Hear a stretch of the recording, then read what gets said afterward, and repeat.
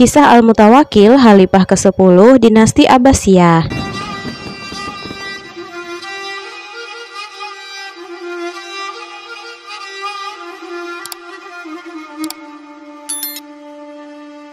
Khalifah Al-Mutawakkil adalah Khalifah ke-10 Dinasti Abbasiyah. Beliau merupakan putra dari Khalifah Abbasiyah yang ke-8, yaitu Al-Mutashim bin Harun Ar-Rasyid, sekaligus saudara Khalifah yang ke-9, yaitu Al-Watik. Ibunya adalah seorang mantan budak yang bernama Syuja. Al-Mutawakkil lahir pada tahun 205 Hijriah, ada pula yang menyatakan tahun 207 Hijriah. Dia dilantik sebagai Khalifah pada bulan Zulhijjah tahun 232 Hijriah, setelah kematian saudaranya Al-Watik. Tidak seperti para pendahulunya yang berpegang teguh pada mazhab Mu'tazilah, Al-Mutawakkil cenderung kepada pendapat Ahli Sunnah wal Jamaah. Jika sebelumnya mazhab Mu'tazilah menjadi mazhab resmi kerajaan, maka pada pemerintahannya berlaku sebaliknya. Dia bahkan mencabut aturan yang selama ini berlangsung yang mengharuskan tiap orang untuk mengatakan bahwa Al-Quran adalah makhluk. Al-Mutawakkil menyebarkan perintah itu ke seluruh wilayah kekuasaannya. Ini dia lakukan pada tahun 234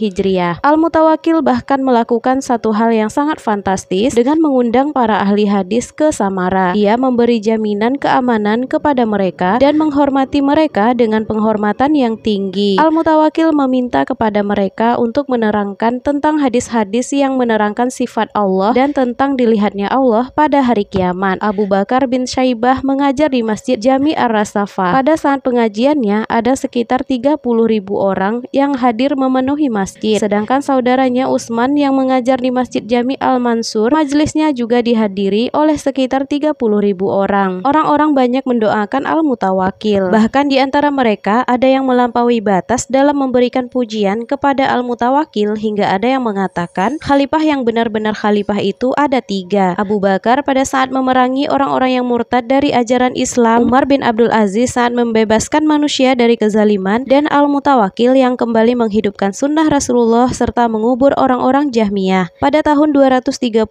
Hijriah, Ibnu Abu Duat terkena penyakit lumpuh sehingga dia tergeletak seperti batu yang dibuang sia-sia. Mengingatkan kembali, Ahmad bin Abu Duat adalah seorang kadi atau hakim agama Islam yang paling berpengaruh pada masa khalifah sebelumnya, yaitu Al-Watik. Dia merupakan tokoh utama di balik kefanatikan Khalifah Al-Watik dalam menganut mazhab Mu'tazilah. Bahkan berkat pengaruhnya yang sangat besar itu, Khalifah Al-Watik sampai menyiksa beberapa ulama yang menolak ajaran Mu'tazilah dan tetap berpegang teguh pada ajaran Ahli Sunnah wal Jamaah. Salah satu keajaiban yang terjadi pada tahun ini ialah adanya angin yang bertiup dengan kencang di Irak, sebuah peristiwa yang belum pernah sama sekali terjadi sebelumnya. Angin kencang itu telah memporak-porandakan tanaman yang ada di Kufah, Basrah, dan Baghdad serta menewaskan orang-orang yang berada di dalam perjalanan. Angin puyuh itu berlangsung selama 50 hari. Angin kencang itu bahkan merambat hingga ke Hamzan serta memporak-porandakan tanaman dan membuat binatang pada mati. Kemudian angin itu terus bertiup ke Mushil dan Sinjar serta membuat orang-orang tidak mampu melakukan aktivitas apapun di pasar. Bahkan untuk keluar ke jalan saja mereka tidak bisa. Dalam peristiwa ini banyak sekali jatuh korban. Pada tahun sebelumnya telah terjadi gempa besar yang mengguncang Damaskus sehingga banyak rumah-rumah ambruk dan menimbulkan banyak korban. Guncangan gempa itu sampai ke Antakya, Al-Jazirah, dan Al-Mushil serta memporak-porandakan kota-kota tersebut. Disebutkan bahwa dalam peristiwa tragis itu korban yang jatuh ada sekitar 50.000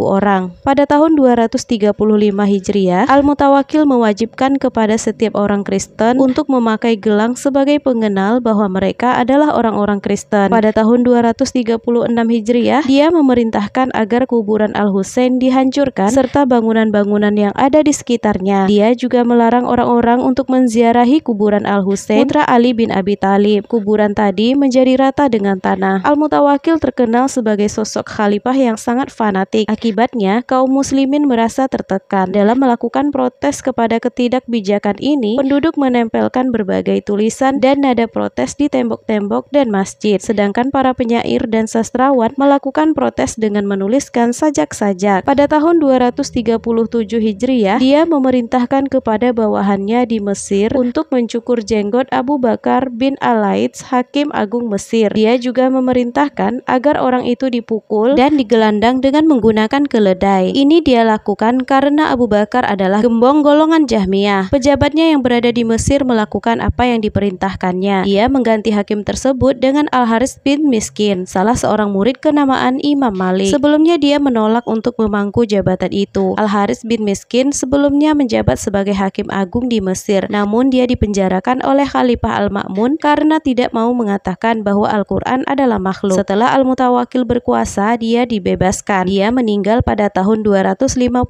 Hijriah. Al-Mutawakkil memberi sanksi kepada hakim yang telah dipecatnya dengan memukulnya sebanyak 20 kali cambukan setiap hari sebagai imbalan atas tindakan-tindakannya yang curang. Pada tahun 238 Hijriah, orang-orang Romawi menyerang Dimyat dengan tiba-tiba. Mereka melakukan pengrusakan dan pembakaran kota itu. Selain itu, mereka juga menawan 300 kaum wanita. Namun setelah itu, mereka kembali melarikan diri dengan segera. Pada tahun 240 Hijriah, penduduk kota Khalat mendengar sebuah suara yang menggelegar dari langit sehingga menyebabkan kematian para penduduk dalam jumlah yang besar. Di Irak sendiri turun hujan es sebesar telur ayam, sedangkan di Maghribi atau wilayah Maroko sebanyak 10 desa porak-poranda. Pada tahun 241 Hijriah, bintang-bintang seakan bergelombang di atas langit seperti laron yang muncul di malam hari. Peristiwa tersebut sungguh membuat semua penduduk merasa ngeri ketika menyaksikannya. Pada tahun 242 Hijriah, terjadi gempa besar di Tunis serta daerah-daerah yang ada di sekitarnya. Peristiwa serupa juga terjadi di Khurasan, Rai, Naisabur, Tubristan, dan Asfahan. Gunung-gunung dan tanah-tanah terbelah dengan belahan yang besar, sedangkan desa Suaida dihujani batu-batu besar dari langit. Di antara batu yang turun dari langit ada yang beratnya kurang lebih 10 ritel atau 8 ons. Di wilayah Haib waktu itu ada seekor burung berwarna putih tanpa diketahui dari mana asalnya. Burung putih itu bersuara, "Wahai manusia, bertakwalah kalian kepada Allah, Allah, Allah, dan Allah." Burung itu berbunyi sebanyak 40 kali, kemudian terbang kembali. Pada keesokan harinya, dia datang lagi dan melakukan hal yang sama. Al-Barid menuliskan masalah itu dan dibenarkan oleh 500 orang yang menyaksikannya. Pada tahun ini pula, Ibrahim bin Muhtahar, seorang penulis terkemuka, menunaikan ibadah haji dengan menggunakan kereta yang ditarik oleh unta. Peristiwa ini pun membuat orang merasa heran dan kagum. Pada tahun 243 Hijriah, Al-Mutawakkil datang ke Damaskus. Dia sangat tertarik dengan pemandangan kota itu, sehingga dia memerintahkan agar orang-orangnya membangun sebuah istana di Daria. Dia berencana tinggal di istana itu. Maka berkatalah Yazid bin Muhammad Al-Mahlabi dalam sebuah syairnya, "Saya kira Syam akan gembira terhadap musibah yang menimpa Irak jika sang imam berkehendak menuju Syam dan meninggalkan Irak. Jika kau tinggalkan Irak dan para penduduk yang menghuninya, maka kota Irak akan berduka atas bencana yang menimpa dirinya." Syair ini ternyata banyak mempengaruhi keputusannya untuk tinggal di kota Damaskus. Akhirnya, setelah sempat tinggal selama 2 atau 3 bulan, dia kembali ke Irak. Pada tahun 244 Hijriah, Al-Mutawakkil membunuh Yakub bin As-Sikit, salah seorang pakar dalam bahasa Arab. Sebabnya ialah bahwa dia memintanya untuk mengajari anak-anaknya. Pada suatu ketika, tatkala dia mengajari anaknya yang bernama Al-Mutaz dan Al-Mu'ayyad, Al-Mutawakkil melihat kepada kedua anaknya dan berkata kepada Ibnu Sikit, "Siapa yang lebih kau senangi, dua anakku atau Al-Hasan dan Al-Husain bin Ali bin Abi Thalib?" Ibnu Sikit berkata, "Kanbar, dia adalah mantan budak Ali. Bagiku lebih saya cintai dari keduanya." Mendengar jawaban yang sangat memojokkan kedua anaknya, dia segera memerintahkan orang-orang Turki untuk menginjak perutnya. Akibatnya Ibnu Sikit mati seketika itu juga. Ada pula yang menyebutkan bahwa Al-Mutawakkil memerintahkan orang-orangnya untuk mencabut lidah Ibnu Sikit sehingga dia mati. Al-Mutawakkil kemudian mengirimkan diat ataupun uang ganti rugi kepada anaknya yang ada di Madinah. Ibnu Sikit adalah seorang penganut Syiah Rafidah, sebuah aliran Syiah yang menyatakan bahwa Abu Bakar dan Umar telah merebut kekhilafahan dari Ali bin Abi Thalib. Mereka mengkafirkan bagi siapa saja yang mengakui kekhalifahan keduanya, termasuk para sahabat Rasulullah. Pada tahun 245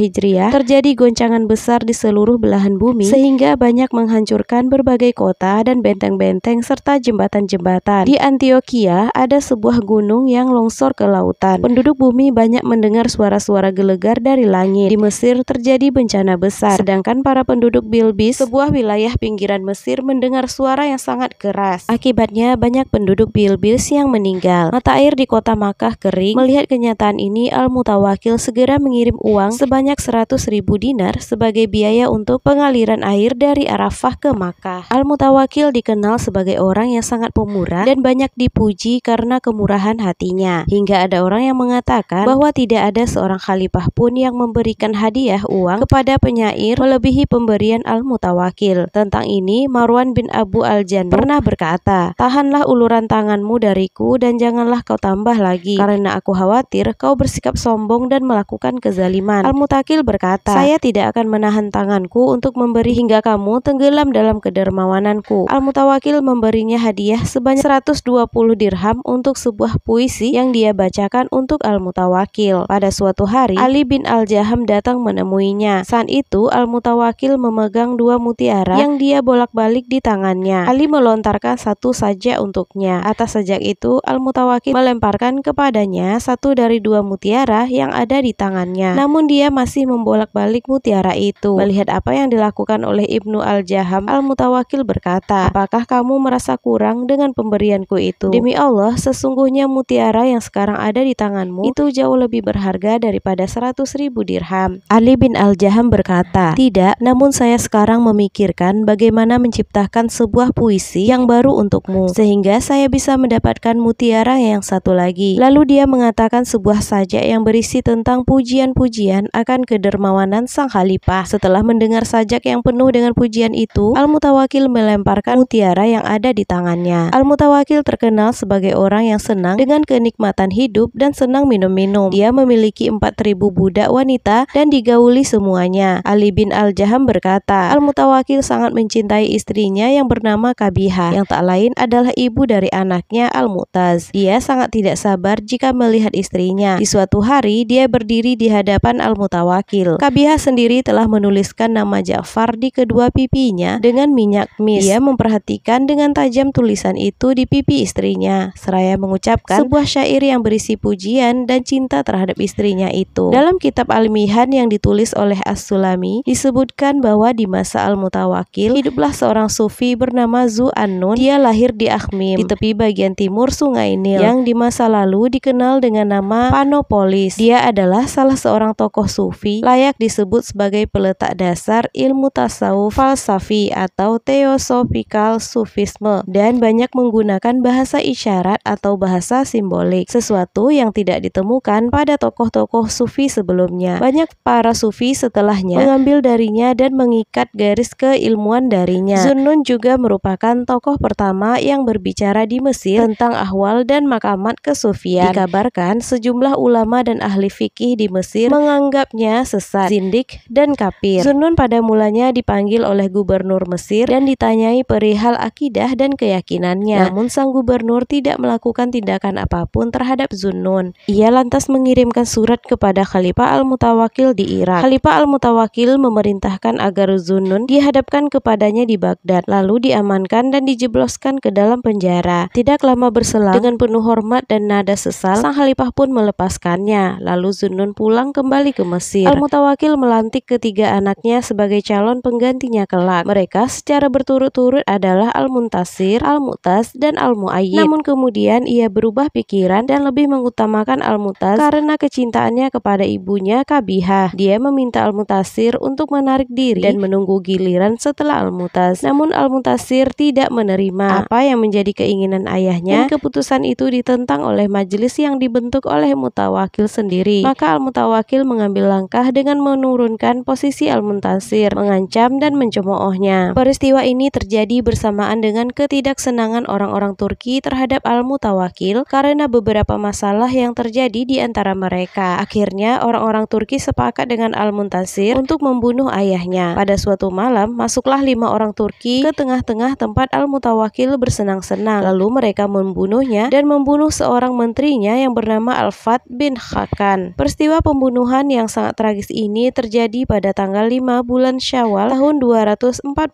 Hijriah. Ada seorang yang melihat dia dalam mimpinya. Lalu dikatakan kepada Al-Mutawakkil, "Apa yang Allah lakukan kepadamu?" Al-Mutawakkil berkata, "Allah telah mengampuni saya berkat sikap saya dalam menghidupkan sunnah." Al-Mutawakkil Al-Mutawakil memiliki seorang pelayan yang bernama Mahbubah. Dia merupakan seorang penyair wanita yang terkenal. Tatkala Al-Mutawakil terbunuh, dia diambil oleh Buga Al-Kabir. Suatu hari dia diperintah untuk menghadapnya dan duduk bersamanya. Namun dia duduk dengan menampakkan kesedihannya. Buga berkata, "Bernyanyilah untukku." Dia memerintahkan agar Mahbubah segera bernyanyi dan memainkan alat musik, lalu menyuruhnya untuk memasuki kamar. Setelah itu Mahbubah menyanyikan nyanyian yang belum pernah dihafal sebelumnya, di mana di dalam nyanyian itu Mahbubah mengungkapkan betapa kehilangannya di atas kepergian Al-Mutawakil. Lirik ini membuat Buga marah besar dan segera dia memerintahkan agar Mahbubah dipenjara. Dengan demikian, maka pertemuan itu adalah pertemuan terakhir antara dia dan Mahbubah. Khalifah Al-Mutawakil pernah suatu ketika mengungkapkan rasa sayangnya terhadap menterinya Al-Fat bin Khakan kepada seorang penyair bernama Al-Buhturi. Saking sayangnya, Al-Mutawakil mengatakan bahwa ia tidak ingin kehilangan menterinya itu. Begitupun menterinya tersebut. Ia tidak ingin sang menteri merasakan kesedihan karena kehilangan dirinya. Sehingga beliau meminta agar si Buhturi membuatkan sebuah syair yang menggambarkan kecintaannya kepada Al-Fat bin Khakan, dan benar saja mereka berdua ditemukan terbunuh secara bersamaan oleh orang-orang Turki pada malam itu. Suatu hari Al-Mutawakil berkata, "Sungguh alangkah malangnya Imam Muhammad bin Idris Asy-Syafi'i, karena aku ingin hidup di hari-hari kehidupannya dan aku bisa belajar darinya. Sebab dalam mimpiku aku melihat Rasulullah bersabda, 'Wahai manusia, sesungguhnya Muhammad bin Idris Al-Muttalabi telah berpulang ke rahmatullah dan telah meninggalkan ilmu yang baik di tengah-tengah kalian. Maka ikutilah dia, niscaya kalian akan mendapat hidayah.' Kemudian dia berkata, 'Ya Allah, curahkanlah rahmat yang luas kepadanya dan permudahlah kepadaku agar mampu memelihara mazhabnya dan jadikan aku orang yang bisa mengambil manfaat dari ilmunya.'" Dari pernyataan yang dia lontarkan itu, kita bisa mengambil kesimpulan bahwa Al-Mutawakil bermazhab Syafi'i, bertentangan dengan para pendahulunya yang bermazhab Mu'tazilah. Suatu hari Al-Mutawakil meminta Ahmad bin Al-Mu'azzal dan ulama lainnya untuk hadir ke rumahnya. Setelah mereka semua berkumpul, Al-Mutawakil keluar menemui mereka. Saat Al-Mutawakil datang, semua ulama yang hadir di tempat itu berdiri kecuali Ahmad bin Al-Mu'azzal. Maka berkatalah Al-Mutawakil kepada Ubaidillah, "Sesungguhnya tindakan seperti itu tidak pantas diperlihatkan di depan kita." Ubaidillah berkata, "Benar wahai Amirul Mukminin, namun perlu diketahui bahwa penglihatannya itu tidaklah baik." Ahmad bin Al-Mu'azzal berkata, "Wahai Amirul Mukminin, pandanganku memang sedikit rusak, namun demikian saya ingin membebaskan Anda dari api neraka. Sebab Rasulullah bersabda, barang siapa yang melakukan penghormatan kepada manusia dengan berdiri, maka hendaknya dia siap-siap untuk menempati tempat duduknya di neraka." Mendengar apa yang diucapkan oleh Ahmad bin Al-Mu'azzal, Al-Mutawakil datang menemuinya dan duduk di sebelahnya.